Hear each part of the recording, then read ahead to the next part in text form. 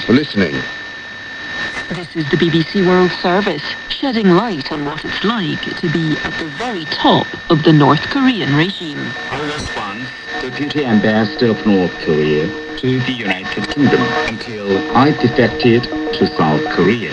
I chose freedom, but it came at huge personal risk. Let me tell you my story. Inside the Kim regime at bbcworldservice.com/documentaries. And in an hour, the fifth floor with Berenaka Midi. China's population has been its engine for economic growth. We find out what the beginning of a population decline would mean for them and the world. Also, from finding love to surviving a pandemic, why fortune telling remains popular in Thailand. After News Hour, this is the BBC World Service, the world's radio station.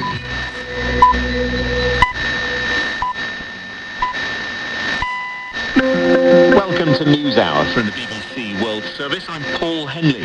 As diplomatic efforts intensify to help 3 foreign soldiers in Ukraine sentenced to death by a Russian-backed court, we hear from a friend of one of them. I hope that we will get help from some internationally recognized institutions. I hope we can get help from the Ukrainian government, and I hope that I can see my friend again and talk to him. The African Union asks Europe to lift sanctions on Russia to save millions from starvation. And why 40 years on from the Falklands War, Argentinians are still united in denouncing Britain's presence on the islands. In the 21st century, the English must be ashamed of themselves for having a colony. It's disgusting to think that. Disgusting. It's stolen. I tell the English, aren't you ashamed? All to come after the latest news.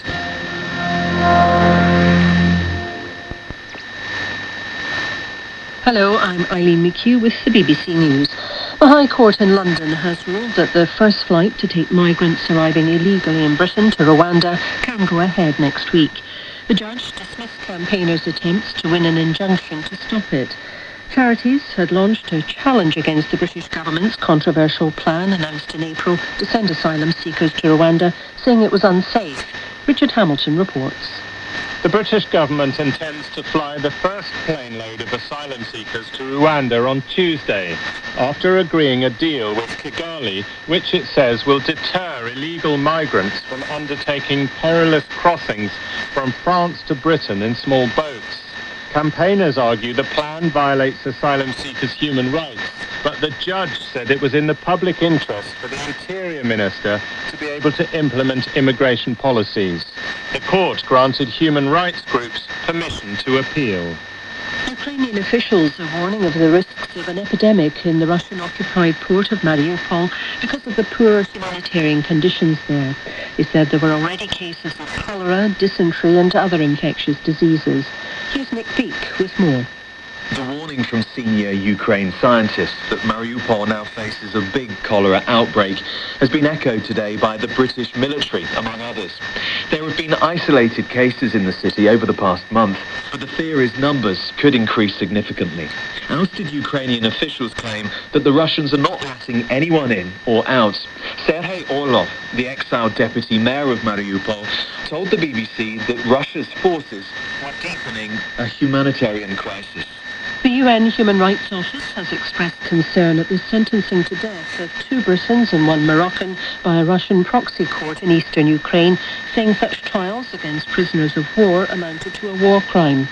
The UN said the 3 were part of Ukraine's armed forces and therefore could not be described as mercenaries.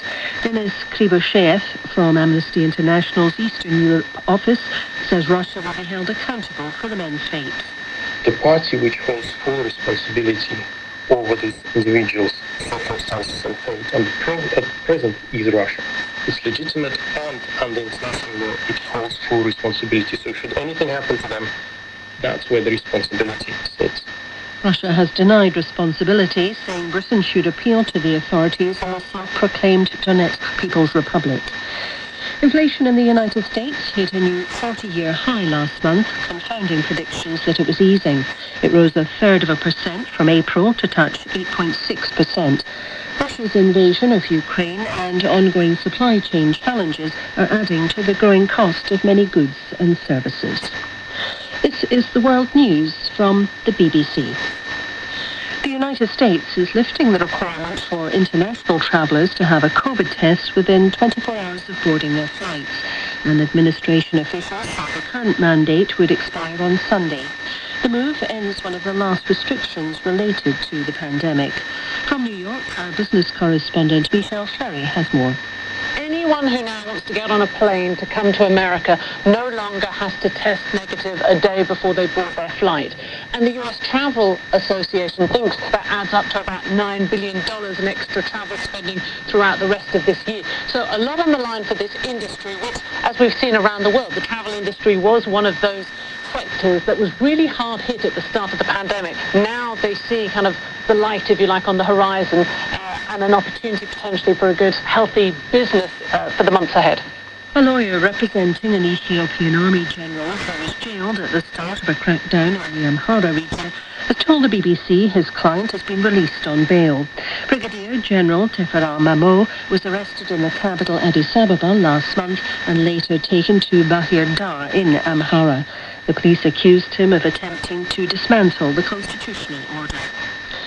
The white U.S. policeman who fatally shot an unarmed black man following a traffic stop in Grand Rapids, Michigan in April has pleaded not guilty to second-degree murder.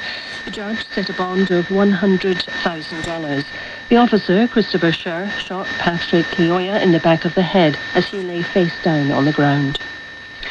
The president of Venezuela, Nicolas Maduro, has begun a 2-day visit to Iran at the invitation of President Ayatollah Ibrahim Raisi. Mr. Maduro, who's just visited Turkey and Algeria, will hold talks with Mr. Raisi, and the two will co-chair a joint meeting to bolster ties. That's the latest BBC News.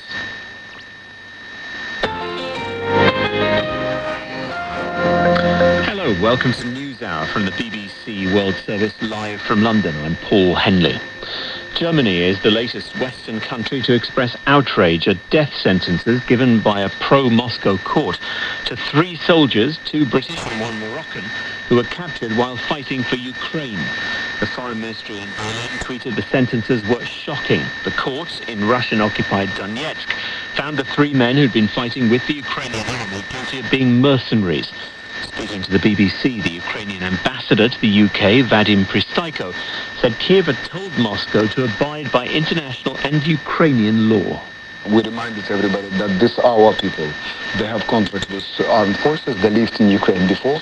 So legitimately there, we expect Russians to remember that this is our people. Now they're prisoners of war. It should be treated as prisoners of war. The same way we're treating Russians, which are in our captivity. I've been speaking to a friend of the Moroccan man, Brahim Saadoun, who said that he was far from a committed fighter, let alone a mercenary. Muiz Afganzoda described the man he'd got to know as a fellow techno club goer living and partying in Kiev. We met at the club in Kiev. He was a very inspiring guy because he had that energy that he was spreading and, sharing with people. And I thought that I want this kind of a person in my circle. I want to be friends with him. Well, I approached him and introduced myself. And, we had a great communication going. After that, he would come to my hotel every day so that we could hang out and talk. That's how we became friends. And he was quite well known on the club scene there, wasn't he? He was, yes. Every party you'd go to, he would be there. Everyone loved him. Why did he join the army? Well, there are a couple of reasons. One of the things was that he was feeling kind of useless. So he wanted to do something that would be useful, a contribution to community, a contribution to himself. And, he was just trying to find a way into his life. Also, he told me that he wants to have some military experience. It seems a strange and quite a big step from being a party animal in the capital to wanting to go and fight a war. Yeah, that is that was the weirdest part, because I was telling him, Brian, we called him Brian, by the way. I was like, Brian, why do you want to do that? He was like, I don't care, I just want to go. Russia says he was a mercenary. What's your response to that? he's not a mercenary. I have lots of paperwork, like, copies of his contract and stuff. He was a soldier of the army of Ukraine. He joined the armed forces of Ukraine in November.